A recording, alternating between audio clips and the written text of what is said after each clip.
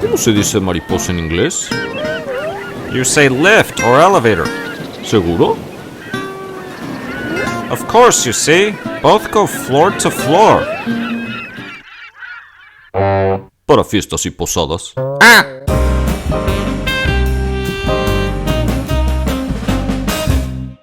Welcome. Today we're going to talk about a series of words all revolving around leche, milk. Now, the word leche as we know it now, that came into the language or solidified into the language at approximately 1129. So the year 1129. That's when we see leche enter the Spanish language as the common form. Now, there are some other words that later on came from this one sharing the root, such as lechada in 1495, other words, lechon, etc. Now, the question is, where does leche come from? Well, some of you are probably thinking, well, cows. Not just cows, but let's look at it linguistically. So we're focusing on the term for this. So we have leche. All right. Well, one of the things that occurred is the following.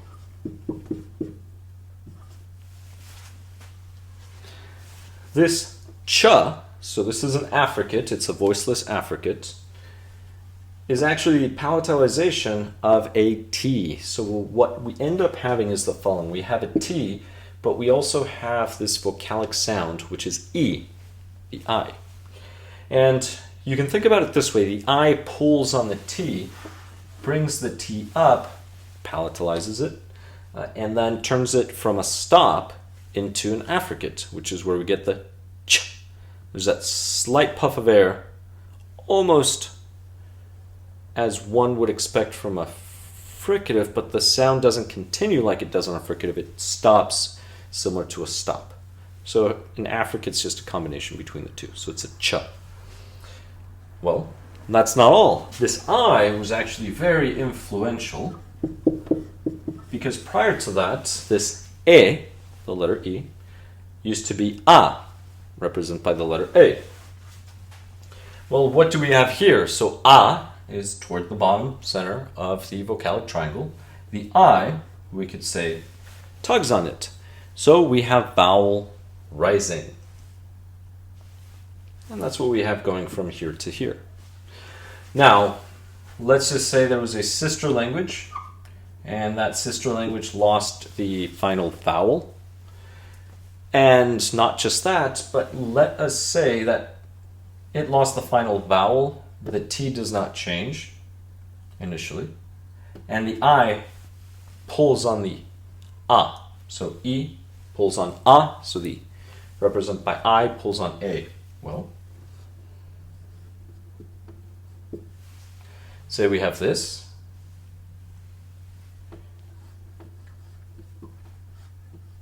Right, let's just say café au lait. So we have coffee and milk. And I did an extra step here I did not do in the Spanish version, but this is an example. Now the interesting thing is this E was a consonantal sound. So the consonant became a vowel. And this brings us to Latin. So we now have lacte. Now a quick little note, whenever we have this combination, CT, something similar, generally we drop the C and we double the consonant to get latte in this case. That's how we get the Italian. So, caffè latte. Interesting. So they're both coffee and milk. Well, the ratios and proportions are different, so they're not exactly the same, even though the translation would in this context. But let's go ahead and ignore these for now because this is not really what we're focused on currently. We want to focus on lacte. And some of you have probably already put two and two together, but let's just go into galaxies. So the name of our galaxy is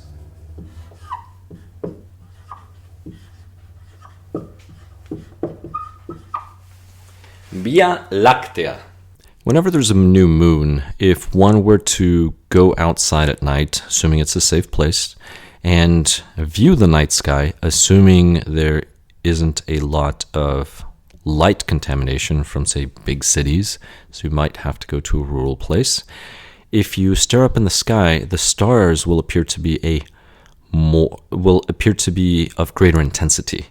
But in the sky, one can see this cloudish image on the sky, almost as if it were a belt, and this would be actually our galaxy. We would be staring into our galaxy.